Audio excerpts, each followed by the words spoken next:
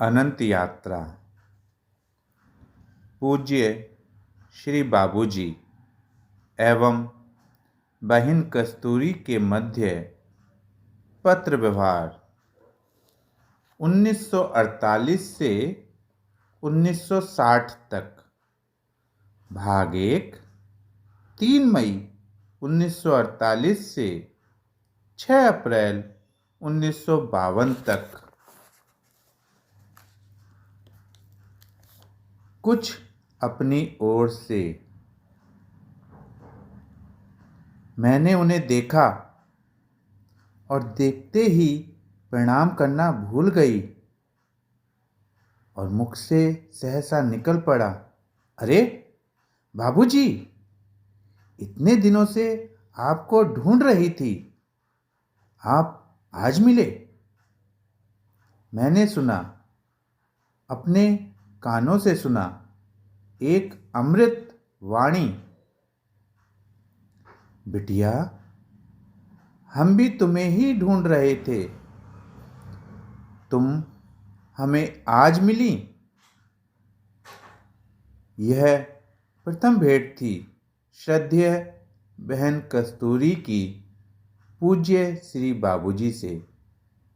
सदा शिष्य ही गुरु के पास जाता है, किंतु कहीं कहीं ऐसे भी दृष्टांत मिले हैं कि गुरु अपने किसी विशेष शिष्य के द्वार स्वयं चलकर आता है।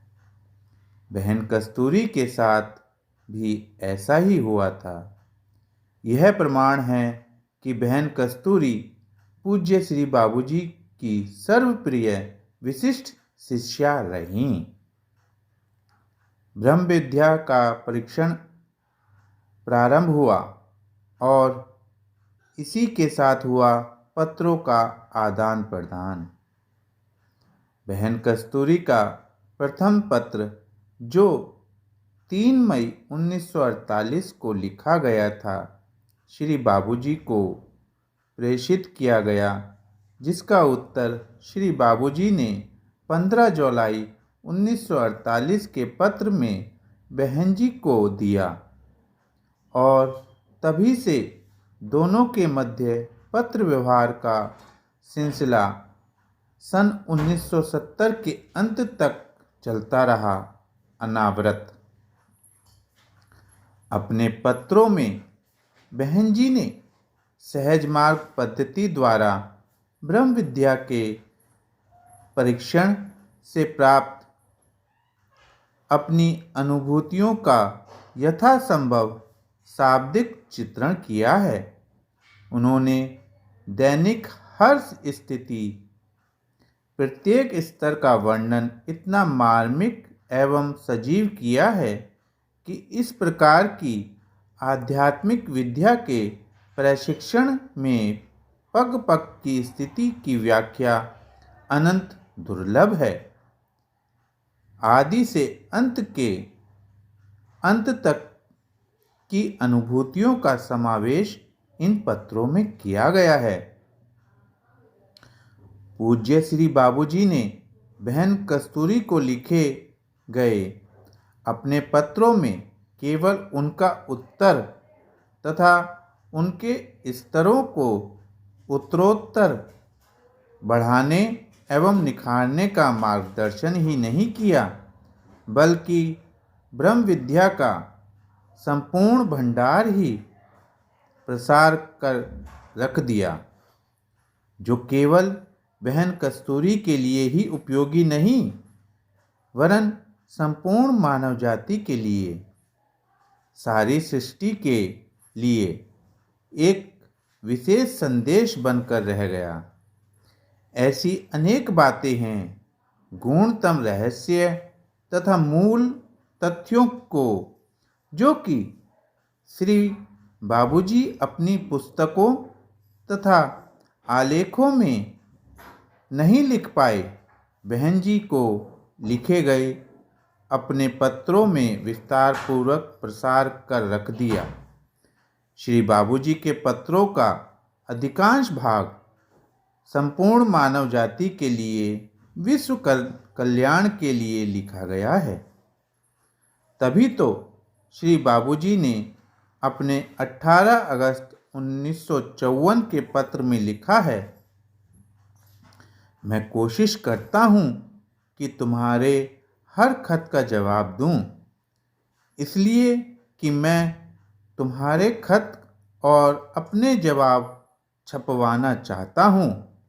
इससे आम जनता को फायदा होगा। इतना ही नहीं, 2 मार्च 1953 के पत्र में श्री बाबूजी ने स्वामी विवेकानंद जी के एक डेडिकेटेड का भी उल्लेख किया, जो इस प्रकार है, this is the common letter for all, it must be copied and publish when times come. इसके अतिरिक्त अपने कई अन्य पत्रों में भी पूज्य श्री बाबूजी ने बहन कस्तूरी को निर्देश दिए हैं कि वे इन पत्रों को संभाल कर रखें, ताकि समय आने पर उन्हें पुस्तक के रूप में प्रकाशित किया जा सके। शायद अब वह समय आ गया है जब पूज्य श्री बाबूजी एवं स्वामी विवेकानंद जी की वह इच्छा कि इन पत्रों का प्रकाशन हो पूरी हो सके। यह भी उन्हीं की कृपा का फल है। हम श्रद्धेय बहन कस्तूरी के आभारी हैं। उन्हें धन्यवाद के लिए हमारे पास शब्द नहीं हैं कि उन्होंने हम पर, सारी मानव जाति पर असीम कृपा कर इन सारे पत्रों को स्वयं निज करों से द्वारा लिपिबद्ध कर प्रतिलिपियां तैयार की और कुछ को मूल रूप में ही संजो कर रखा, संभाल कर रखा। पिछले 40 वर्षों से श्री बाबूजी की अनमोल धरोहर समझकर उनकी प्रिय अमानत के रूप में लोक कल्याण हेतु बहन जी का यह श्रेय क्या कभी भुलाया जा सकता है? क्या ऐसा उदाहरण आध्यात्मिक संसार में कहीं और उपलब्ध हो सकेगा? इन सारे पत्रों को एक पुस्तक में समाहित करना संभव नहीं था, इसलिए इन पत्रों को कई भागों में बांटकर पुस्तक का रूप दिया जा रहा है। इसके पूर्व ये पत्र सहज मार्ग पत्रिका में वर्षों तक धारावाहिक रूप से प्रकाशित होते रहे हैं, जो केवल आंशिक ही रह सके। सभी पत्रों का प्रकाशन नहीं हो सका। उस समय सहज मार्ग पत्रिका में ये पत्र अनंत यात्रा के नाम से प्रकाशित होते रहते थे। यह नाम पूज्य श्री बाबूजी द्वारा दिया गया था, इसलिए इन पत्रों के संकलन का नाम भी वही अनंत यात्रा रखा गया है, जिसका प्रथम भाग आपके हाथ में है।